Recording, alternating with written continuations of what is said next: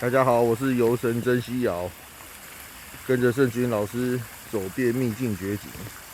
最后第一天来看紫藤，主力藤园的叶藤；最后一天来这个爱知县曼陀罗市公园欣赏藤花。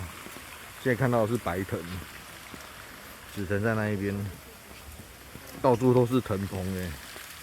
这个规模我觉得不输竹立藤园，因为竹立藤园是专门做紫藤的地方嘛。那它这个其实就是一般市民公园，蛮厉害的。这边最美，等下看到还有更漂亮的，我再拍。